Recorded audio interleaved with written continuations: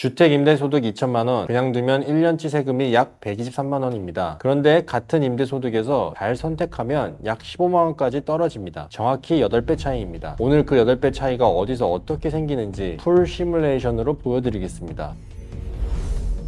안녕하십니까, 판타스틱 유변 유한 변호사입니다. 사실 임대소득 세금은 세무사의 영역이라고 생각하기 쉽습니다. 그러나 막상 분쟁이 생기는 지점은 절세 선택의 갈림길에서 시작됩니다. 그래서 오늘은 부동산 변호사 입장에서 의뢰인들과 가장 자주 풀어보는 시뮬레이션 한 판을 그대로 공유해 드리겠습니다. 임대소득 과세는 두 갈래 길과 같습니다. 한쪽은 임대소득만 떼어 따로 매기는 분리과세, 다른 쪽은 다른 모든 소득을 합쳐 누진세율로 매겨지는 종합과세입니다. 그리고 임대소득이 연 2천만 원 이하인 경우 두 길 중 어느 쪽으로 갈지 본인이 선택할 수 있습니다. 이 선택 한 번이 8배 차이의 출발점입니다. 먼저 드리는 결론은 임대소득 외에 다른 종합소득이 일정 규모 이상이라면 분리과세가 압도적으로 유리합니다. 누진세율에서 빠져나와 14% 단일세율로 떨어지기 때문입니다. 반대로 다른 종합소득이 거의 없는 경우에는 종합과세도 검토 여지가 생깁니다. 오늘은 가장 흔한 케이스, 즉 분리과세를 선택하는 경우에 절세 시뮬레이션 3가지를 비교해 드리겠습니다. 임대소득은 모두 연 2천만 원, 다른 종합소득은 2천만 원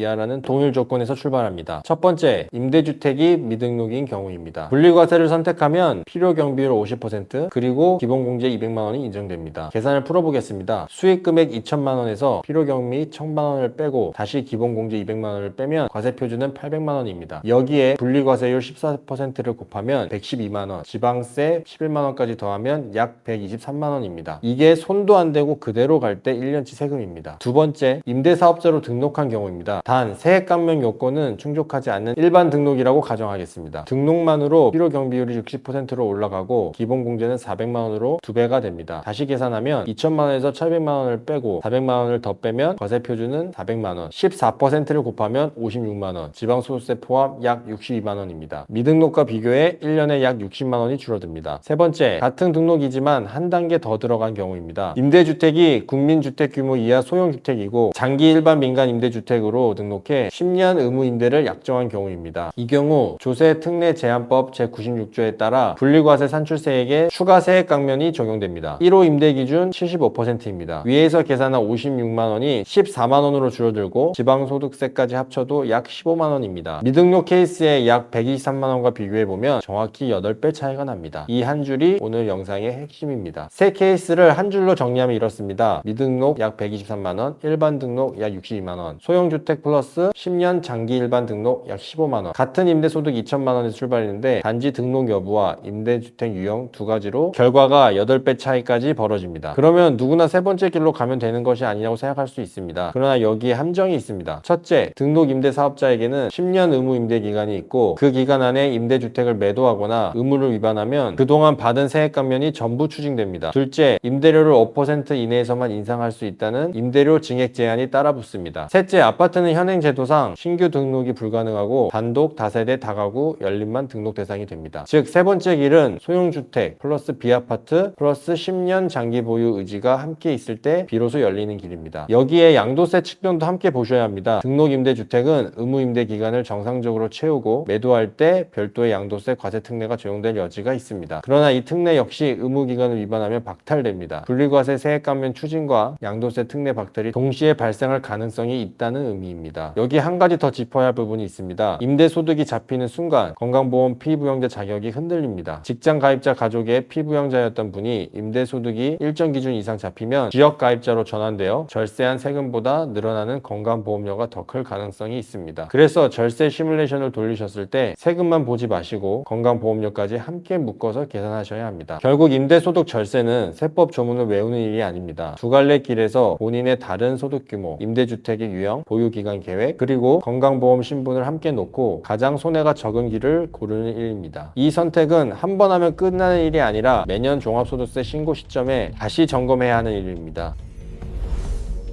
오늘 환타스틱 유변은 여기서 마무리하겠습니다. 본인의 임대소득 구조에서 어느 길이 유리한지 헷갈리는 부분이나 등록 임대 의무 기간 중 매도가 발생한 사례 같은 것이 있으시면 저한테 연락 주시면 환타스틱하게 해결해 드리겠습니다. 그럼 좋아요 한번 부탁드리면서 다음 영상에서 뵙겠습니다. 감사합니다. 유한 변호사였습니다.